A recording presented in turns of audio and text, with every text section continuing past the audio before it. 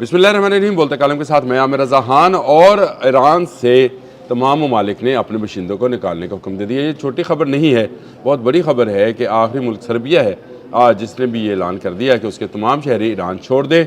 जैसे जैसे जंग के बादल ईरान पर छा रहे हैं और अमेरिका जो है उसका जराल्ड और फोर्ड जो है ईरान की तरफ बढ़ रहा है, जिसके बारे में मैंने आपको बताया था कि जुमे के रोज़ तक ये पहुँच जाएगा, क्योंकि 30 नॉटिकल माइल की स्पीड के साथ ये जहाज़ 90 एयरक्राफ्ट लेकर इस वक्त ईरान की जानिब गामज़न है। इससे पहले इब्राहिम लिंकन मौजूद है, जिसके पास 70 के करीब ऐसे एयरक्राफ्ट जो कि हमलावर हैं F-35 वो मौजूद हैं। और ये नया जो आफरीत है या नई बला जो है ये आ रही है, और इस बला के आने के बाद से तमाम ममालिक जो हैं अपने बशिंदों को ईरान छोड़ने का हुक्म दे रहे हैं।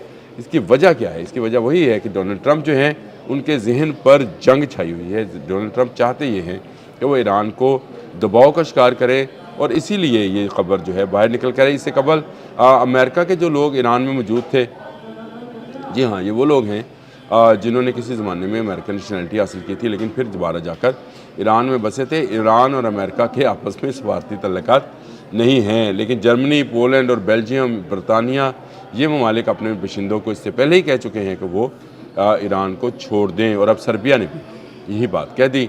ये इस वक्त आलमी मीडिया का एक मौजू बनी हुई है। कल इसराइल की जानिब से भी कहा गया कि वो ईरान के ख़िलाफ़ कार्रवाई कर सकता है, जिसके बाद ये जंग के बादल जो है और ज़्यादा दबीज़ और ज़्यादा गहरे होते नज़र आते हैं। अमेरिका किसी सूरत पीछे हटने को तैयार नहीं है, और ईरान किसी सूरत जो है सरेंडर करने को तैयार नहीं है। एक के बाद एक मुल्क के बशिंदे जो हैं निकल रहे हैं, और बहुत जल्द आपको यह खबर भी मिलेगी आज अगले 24-48 घंटे में ईरान में एम्बेसीज बंद होना शुरू हो जाएगी। और ये सारा उस दबाव के लिए है जिसके तहत ईरान से कहा जाएगा कि वो अपने न्यूक्लियर प्रोग्राम, अपने मिसाइल प्रोग्राम और अपने पासदाराने इनकलाब से जो है पीछे हट जाए, और जितनी तादाद हम कहते हैं उतनी कर ले। मिसाइल प्रोग्राम में सिर्फ 300 किलोमीटर तक के मार करने वाले बैलिस्टिक मिसाइल बनाने की इजाज़त होगी।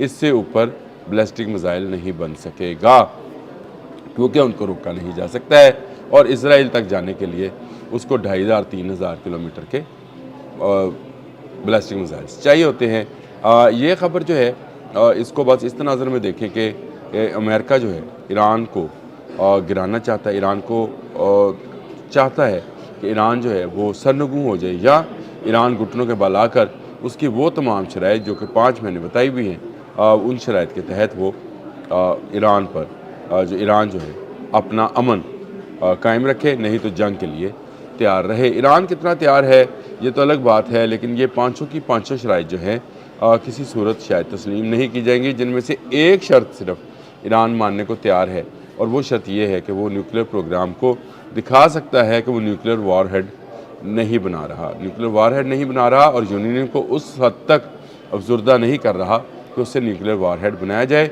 उसका एटम बराए अमन है, और उसका वाहद मकसद उससे बिजली बनाना है।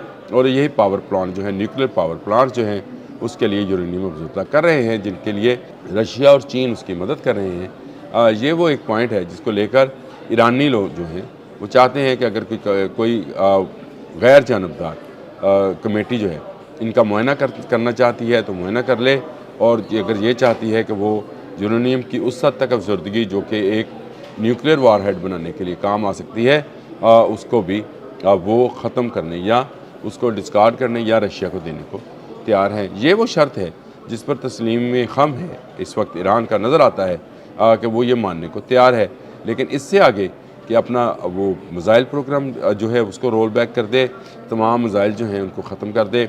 इसके पास दराने इनकलाब 9.5 लाख हैं तो उनकी तादाद कम करके 5 लाख कर दी जाए, और उससे आगे ये कि तमाम ऑयल कंपनीज जो हैं और तमाम बंदरगाहें जो हैं वो अमरीकी कंट्रोल या अमरीकी कंपनियों के कंट्रोल में दे दी जाए, और 5वीं ये कि वहाँ पर हुकूमत ख़त्म कर दी जाए। अली खामनेई ये ऐलान कर चुके हैं कि वो इस तरह के मुज़ाकरात जो कि डिक्टेट कराए जाएंगे, जो कि हुक्मन नाफिज किए जाएंगे, उनको मानने को तैयार नहीं है, और ये मुज़ाकरात हैं भी नहीं।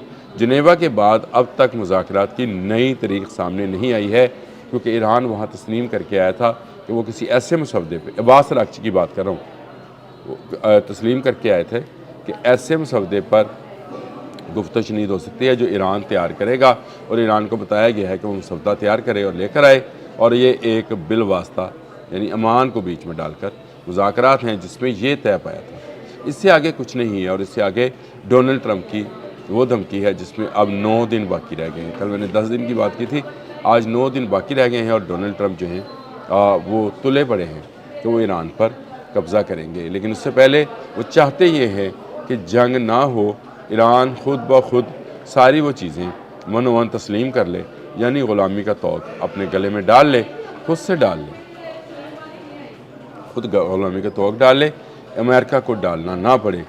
लेकिन अब तक ये सूरत हाल ये है कि ईरान किसी सूरत पीछे हटने को तैयार नहीं है, और यही वजह है कि इतने ममालिक जो हैं, यूरोपियन ममालिक भी वो अपने जो लोग हैं उनको कह रहे हैं कि यहाँ से निकल जाएं, ईरान जंग की जद में है। और ये वाकई ऐसा ही है, ईरान जंग की जद में है, और इसकी बड़ी वजह यह है कि ईरान कभी घुटनों के बल नहीं जाएगा, ईरान ग़ुलामी का तौक अपने गले में कभी नहीं डालेगा। ईरान लड़ेगा और आखिरी दम तक लड़ेगा, और ये आखिरी खून के कतरे तक लड़ने का फ़ैसला अली ख़ामनेई का है, और अली ख़ामनेई उसके सुप्रीम लीडर, सुप्रीम कमांडर हैं, पासदारान इनकलाब के भी, और नज़रियाती तौर पर भी वो ईरान की अवाम के सुप्रीम लीडर हैं, जिनका कहना है कि वो खून के आखिरी कतरे तक ईरान का दिफा करेंगे। ईरान ऐसा मुल्क नहीं है जो सरेंडर कर दे, ईरान कभी सरेंडर नहीं करेगा, ईरानी लोग कभी सरेंडर नहीं करेंगे। जंग में ऊंच नीच आती जाती रहती है, लेकिन एक लंबी जंग जो है उसकी तैयारी की जा रही है, और इस बारे में कहा जा रहा है कि अमेरिका शुरू में छोटे हमलों से आगाज़ करेगा, लेकिन ये जंग छोटे हमलों से ख़त्म होने वाली नहीं है। यानी जो न्यूक्लियर पावर प्लांट्स हैं उनको तबाह करने और वहाँ पर कब्ज़ा करने की कोशिश की जाएगी, और उसके बाद अपने मुतालबात जो हैं उनको बाय हुक बाय क्रुक जो है तस्लीम, यानी उन कहने पंजाबी कहने संगीत है नऊ रख के तस्लीम कराए जाएंगे।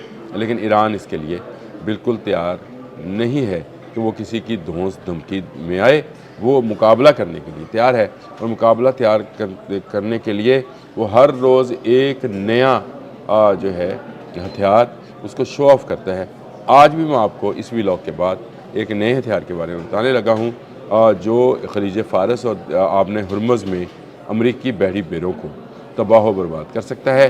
ये क्या चीज़ है, क्या हथियार है, और इसकी इतनी दहशत क्यों है, ये सारी चीज़ें मैं आपसे इस व्लॉग के बाद डिस्कस करूँगा। लेकिन इस वक्त की सूरत हाल यही है कि हर आने वाला लम्हा, हर आने वाला दिन, हर आने वाला हफ्ता जो है वो ईरान को और अमेरिका को एक बड़े फौजी क्लैश की जानिब ला रहा है, और इसके बारे में बैनुल-अक़वामी मीडिया पर बहुत सारी खबरें ज़ेर गर्दिश हैं, जिसमें कहा जा रहा है कि ईरान अमेरिका जंग अब चंद घंटों की बात रह गई है, क्योंकि ईरान किसी सूरत वो शराइत जो कि अमेरिका कह रहा है तस्लीम करने को तैयार नहीं है। अली ख़ामनेई पहले ऐलान कर चुके कि वो बुज़ुर्ग शैतान यानी बुज़ुर्ग शैतान अमेरिका की कोई ऐसी बात तस्लीम नहीं करेंगे जो ईरान की खुद मुख्तारी पर सवालिया निशान हो।